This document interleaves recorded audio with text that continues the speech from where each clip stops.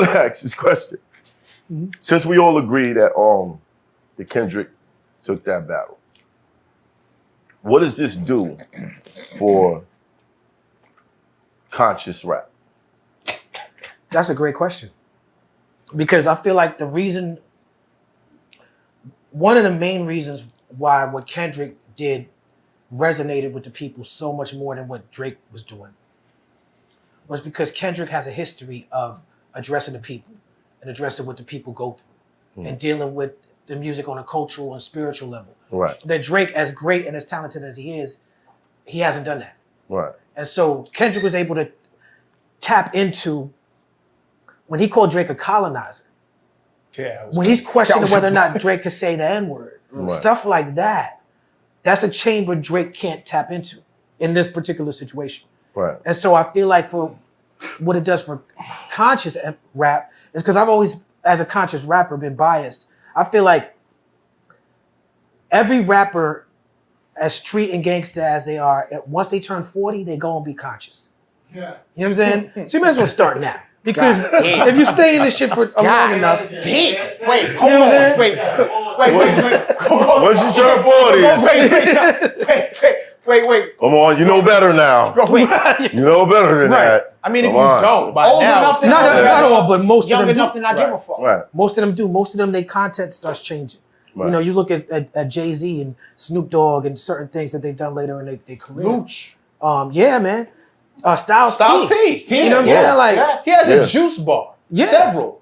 And he's like on his health shit. He's on his, I'm married, I'm this, I'm That's that. right. All these conscious. Nah, Styles still shoots. And Styles was the hardest out. Styles is still murdered. Shoot him in the head. Yeah, Shoot him in the leg. now one more time for the summer. Who he's shooting now is different. He's shooting at the meat industry. Pause. That was See, wild. you'll get that one. This one right here, you church mouth. You started right there. You ain't have I wasn't going to say anything. Nah, you know what I mean? But you started it, bro. Don't let that nigga leave people, son. I don't give a fuck. This is like nothing left, my nigga. Last time I saw Styles on camera, like active, he was in the face of a bunch of cops who were arresting somebody. That's right. You know what I'm saying? But his whole Me and Styles P he got put an his life album on the together line. called The Seven. And on that album, I feel like Styles made me step up my bars in ways that I hadn't been challenged in a long time because of his level of consciousness. Right. You know what I'm saying? So it's like it all leans in that direction. And what Kendrick is showing is that you could have all the success, but the consciousness is really the staying power. That's really what gets people, you know what I'm saying, like invested in your legacy. Yeah. Right. Wait, I have a question. Yeah. If we're talking about conscious MCs, right, and we're talking about this era, the big three is Kendrick Lamar, J. Cole, and Drake. Mm-hmm. I don't think... Wouldn't two of them niggas be considered conscious MCs? Yeah, Cole is too. Cole's on that same wave. I say all the time. No, because we gotta. If we rewind just a little bit, in the early stages of Drake's career, he was more talking to the issues of, people relationships with family members, feeling outcasted, like he had to a large degree. He had his own bones. He had his own to a large degree to keep it real.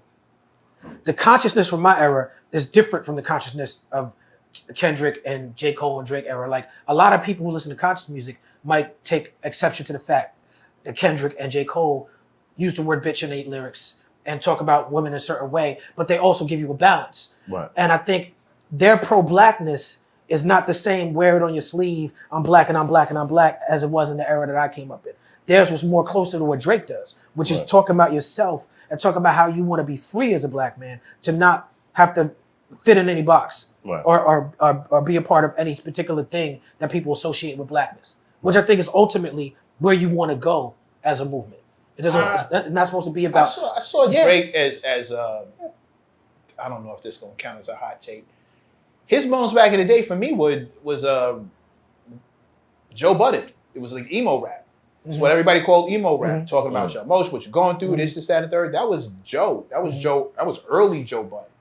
Yeah, Right. Joe was still from a certain Mood music. boom bap and he's from early the mood 2000s music. club era Right. that he was trying to fit in. But at but that the, time. I'll be honest even the with you. club shit wasn't what he made his.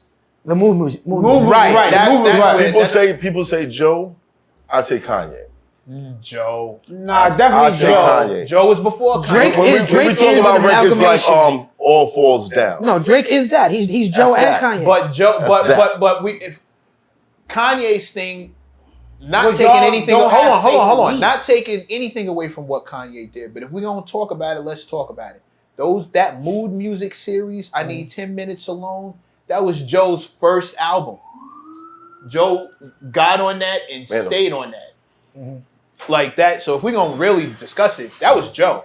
Right. And if Joe put that in the game for people to now start, Song Cry and Scarface, the things that he was talking about being more, I hate to use this for lack of a better word, sensitive.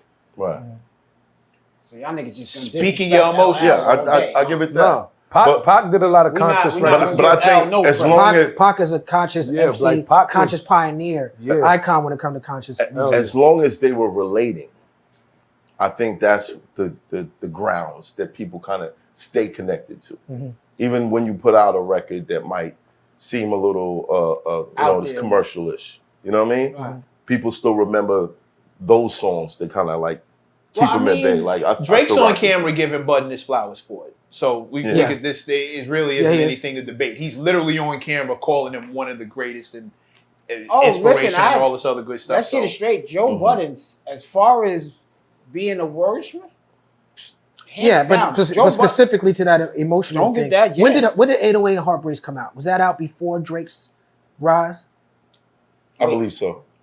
Hold on, let me check. Sorry, I definitely- no, because Drake was already breaking ground. I think So Far Gone was before, Before 808. right? But I think Kanye. Like we said, Drake. I don't know, bro. I'm not positive. I'm And not that positive. is- Look it up. I'm not It positive. might be in the same window.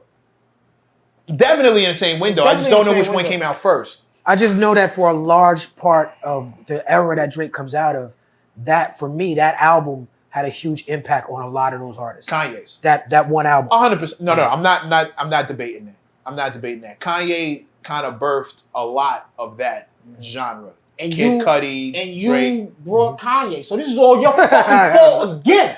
I don't say I was right again. What? 808s and Heartbreak Was a year before, Year before. Drake's project.